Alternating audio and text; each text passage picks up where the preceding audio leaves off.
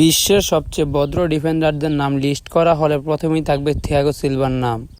ভদ্র হলেও তিনি শিখিয়েছে কীভাবে কোনো অনৈতিক ট্যাকল বাদে কীভাবে বিশ্বকে জয় করা যায়।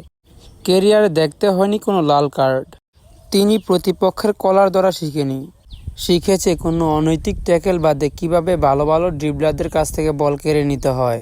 তার পারফরম্যান্সের মাধ্যমে সে বিশ্বকে জানিয়ে দিয়েছে যে কোনো লাল কার্ড বাদেও ডিফেন্ডার হওয়া যায়। তিনি ব্রাজিলের হয়ে লম্বা সময় সার্ভিস দেওয়ার পর এখন হয়তো কোচের অবহেলিতের কারণে দলে ডাক পায় না, কিন্তু এখনও দলে ডাক পাওয়ার মতো সামর্থ্য রাখে থিয়াগো সিলভা।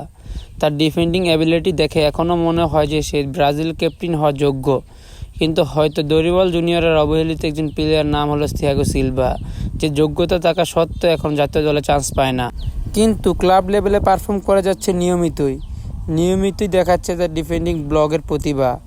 তিনি যে কত বড় মাপের ডিফেন্ডার তার খেলা না দেখলে তা বোঝা যাবে না। তার ডিফেন্ডিং অ্যাবিলিটি এত নিখুঁত যে দেখতে হয়নি কোনোদিন লাল কার্ডের মতো কার্ডটি। তাই হয়তো তাকে বিপক্ষ দলের প্লেয়ারও সম্মান করতে বাধ্য হয়।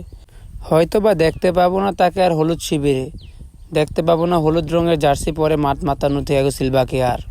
বিদায় থিয়াগো সিলভা।